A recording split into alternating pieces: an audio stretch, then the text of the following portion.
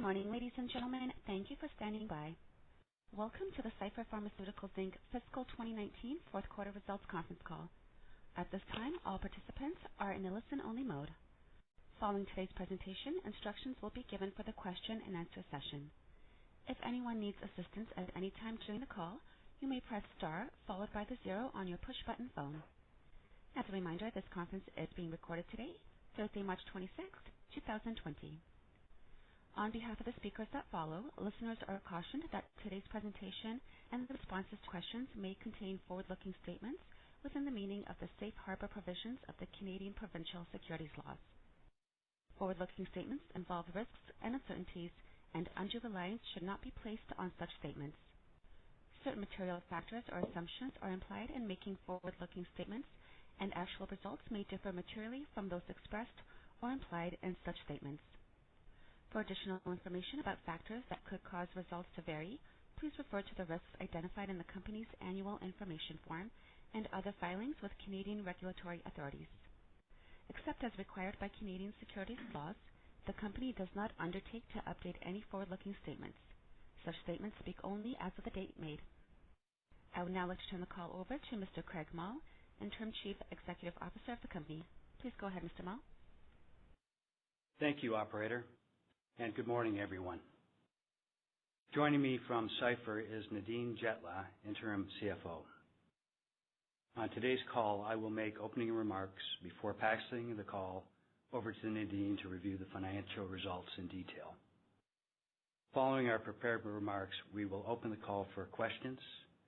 Please note that all amounts are in U.S. dollars. 2019 has been a transformational year for Cipher. At a high level, we have successfully reduced the cost structure of our organization. We have initiated a strategic review of the Canadian commercial assets, and we have terminated underperforming assets. One of the key priorities we announced earlier this year was our renewed focus on cost optimization and improving profitability to ensure a self-funding business model. We are pleased to announce that the fourth quarter results showed strong progress. Total operating expenses decreased by 62% in the fourth quarter, which translated into a 282% improvement in adjusted EBITDA and $2.6 million of net income during the quarter, or 3.4 million Canadian. We believe the cost structure of the business has now been right-sized, and we're focusing on managing our existing portfolio while looking for attractive new assets to drive growth. We are pleased that Epuris is showing strong growth, with annual revenue up 26% to $7.3 million. Epuris finished the year with a 38% market share in the Canadian market, up from 33% the previous year. Subsequent to year-end, Sun Pharmaceutical Industries, Cipher's marketing partner for Absorica, launched Absorica LD capsules in the U.S. for the management of severe acne. In addition to the benefits Absorica LD will bring to the patient population, we are thrilled that the launch will trigger an extension of our agreement with Sun, providing us with 2 additional years of royalties on Sun's isotretinoin product portfolio.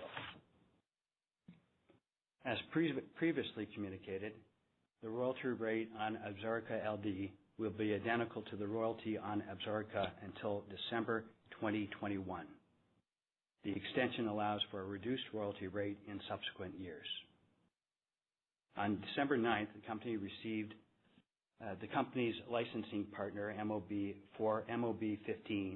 Moberg Pharmaceuticals, announced that MOB-15 met the primary endpoints as well as secondary endpoints in their North American Phase 3 study. MOB-15 is an internally developed topical formula for the treatment of onychomycosis, a common nail fungus. According to IQVIA, in Canada, the prescription market for the product was 97 million Canadian in 2019. 84% of the market is topical drugs, growing at a 5-year CAGR of 24% for the period of 2014 to 2019. Results from the Phase 3 trial in Europe are expected in the second quarter of 2020. In October, Cipher received Health Canada approval for Trulance. As part of the strategic review of the Canadian commercial assets, we are in the process of selecting a distribution partner for Trulance to bring this novel product to market. Subsequent to year-end, Cipher announced it had received a notice of termination from Bausch Health in connection with the license, development, and commercialization agreement of Trulance. Cipher believes the notice is without merit and is currently working with Bausch to resolve the matters contained within. The notice from Bausch has impacted the timing of the strategic review process. At the onset of the strategic review, the board of directors contemplated two scenarios for the Canadian commercial assets. The first was to sell the assets to a single buyer or multiple buyers. The second option was to find the most cost-effective means to distribute the Canadian commercial products. Progress has been made on both fronts, but the legal dispute with Bausch has extended the timeline of the process. The company continues to remain confident in the process despite timing issues created by the notice from Bausch. Cipher has assembled an attractive portfolio of assets beyond the currently marketed products, and we are committed to moving our current pipeline products through the regulatory process. We will partner these assets once they've received regulatory approvals. In addition, Cipher will continue to work with our technology partner, Galephar, to bring new, exciting products to market with a focus on the U.S. and international markets. We look forward to providing you with updates on the status of our partnership initiatives as we transition the commercial portfolio. Before passing the call over to Nadine, I wanted to briefly touch on the COVID-19 outbreak that continues to emerge around the world. While the precise impacts of the virus on the company remain unknown, rapid spread of the virus may have material effect on global economic activity and can result in volatility and disruption to global supply chains, operations, the mobility of patients and people, and the financial markets. I will now turn the call over to Nadine to review the financial results. Nadine? Thank you, Craig. Good morning, and thank you for joining us. Total net revenue for the quarter was $5.9 million, a decrease from $6.4 million in the prior year comparative period. Licensing revenue decreased to $3.8 million in the fourth quarter compared to $4.6 million in the comparative period. The decrease was primarily due to lower licensing revenue from Absorica, which was $3.1 million in Q4 2019 compared to $3.7 million in Q4 2018. Product revenue increased by 21% to $2.2 million in the current quarter from $1.8 million in the comparative period. The increase was attributable to Epuris, which grew to $2 million in Q4 2019 compared to $1.5 million in Q4 2018. Epuris had a prescription market share of over 38% in Canada for the 3 months ended December 31st, 2019, compared to 35% for the 3 months ended December 31st, 2018. Total operating expenses decreased 62% in the fourth quarter to $2.2 million compared to $5.8 million in the prior year comparative period. Selling, general, and administrative expenses in particular decreased by 73% to $1.3 million in the current period from $5 million in Q4 2018. Managing OPEX for 2020 will remain a priority to ensure that our credit facility is paid down as scheduled. Overall, we finished the quarter with income from continuing operations of $2.6 million, or 10 cents per basic and diluted share, compared to a loss from continuing operations of $0.5 million, or 2 cents per basic and diluted share in Q4 2018. Adjusted EBITDA increased by $3 million for the quarter to $4.1 million compared to $1.1 million in Q4 2018. Cipher generated $8.9 million in cash from operating activities for the year ended December 31st, 2019, and used approximately $12.5 million in cash. This included $10 million in principal repayments against the credit facility. We had $6.3 million in cash and $7.6 million in debt at December 31st, 2019. I will now turn the call back to Craig for his closing remarks. Thanks, Nadine. With our rationalized cost structure in place, Cipher will now focus on several key milestones that will enhance long-term value, including the full-year benefit of the cost reduction plan, the conclusion of the strategic review process, increased adoption of the Absorica LD, and discussions with Galephar regarding new product opportunities. We will now open the call up to questions. Operator? Thank you. Ladies and gentlemen, we will now begin the question and answer session. Should you have a question, please press the star followed by the 1 on your touch-tone phone. You will hear a 3-tone prompt acknowledging your request. Should you wish to decline from the polling process, please press star followed by 2. And if you are using a speakerphone, please lift the handset before pressing any keys. And your first question comes from Andre Uden at Mackey Research Capital. Please go ahead. Morning, Craig. Just had a couple questions. Could you provide some more details on your Canadian out-licensing plans and where you are in the process, and if you have any LOIs leading right now? And then in terms of your Canadian product portfolio, if you exclude the Bosch, I guess suit that's going on, are you breaching any of the licensing agreements by not having enough sales reps, or are you missing any certain sales levels that you need to meet those licensing? You mean besides the Trulance issue? Yes. Is that what you're speaking to? Yeah. Right. Well, no, we're not in breach of any of the other licensing agreements for the Canadian portfolio. I can't speak in any real detail about letters of intent that we may have received, as we're under a confidentiality agreement with everybody that we may be speaking to with regards to that portfolio. Was there any other specific questions, Andre? I know you asked a number of them in that. Yeah, I just wanted to get a better sense on how, because I know business development always takes a bit of time, but I was just, wondering where you are on the process roughly. We've had a healthy response, and we've been approached by a number of companies, Canadian companies and U.S. companies interested in the portfolio. We've had ongoing discussions with them. We're looking for the best method to distribute that product, that set of products, which may be a partnering or out-licensing to a third party, or it could be the employment of a contract sales organization. And we're, reviewing and analyzing the options there, and they look quite attractive. That's great. Thank you. Thank you. The next question comes from Doug Lowe of Ashland Wealth Partners. Please go ahead.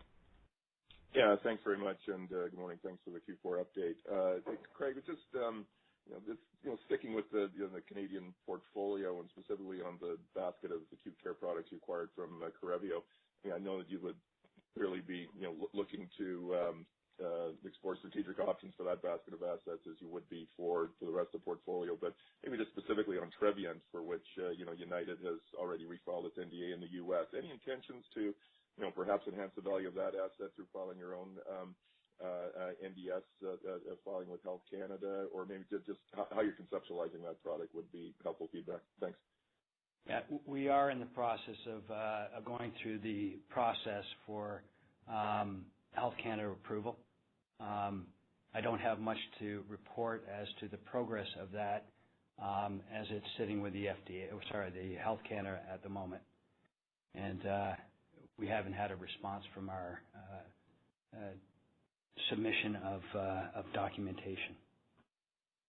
Okay, thanks. Thank you. The next question comes from Prasad Pender again from Bloom Burton. Please go ahead. Hi, good morning. Thanks for taking my questions. I had a couple. First, what's the essence of the dispute with Bosch as it stands now, and are discussions likely to resolve this, or do you see it going to arbitration? And secondly, I know it's early days, but do you have any insight on where the Absorica LD prescriptions are coming from? Are these new prescribers, or is it predominantly switching from the prior formulation? Thanks. Okay, dealing with the first question, I believe that it was related to the Bausch dispute. Yeah. Again, Cipher's under a confidentiality agreement there, so there's limited amount of information that I can provide to you on that matter.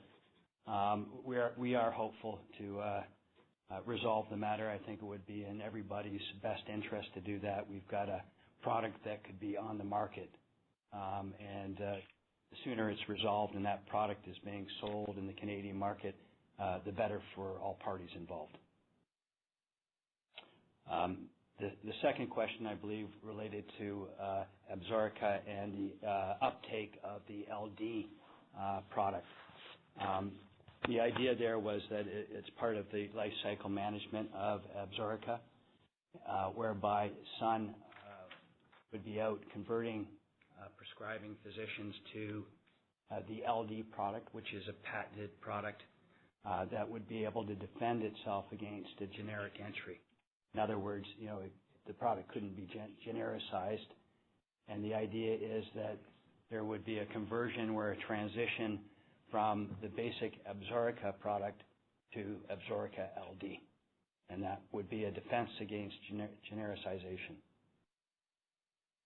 Got it. Thank you.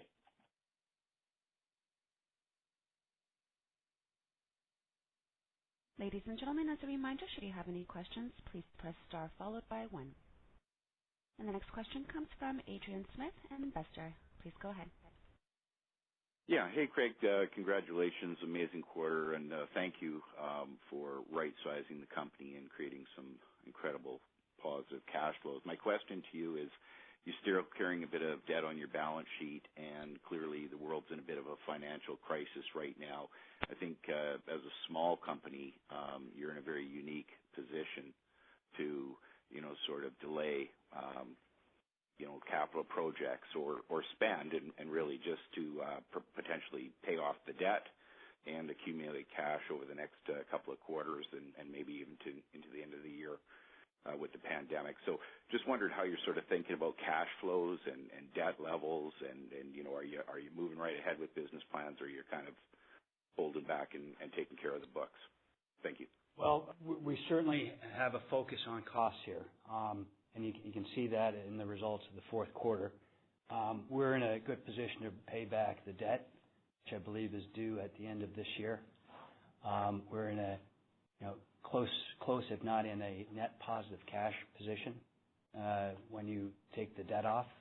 So I think that we're in the right position to weather this situation with the virus, and we want to maintain our profitability, and to do that, we've got a very close eye on expenses.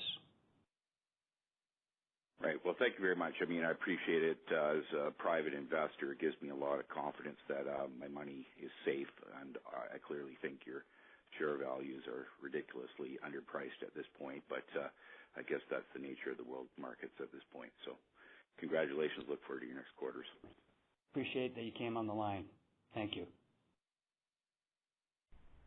Thank you. There are no further questions. I will now turn the call back over to Craig Mull for closing comments. Thank you for joining us today. We look forward to reporting our progress throughout the balance of 2020 as we execute on the priorities discussed today. Thank you, and have a great day. Ladies and gentlemen, this concludes your conference call for today. We thank you for participating, and we ask that you please disconnect your lines.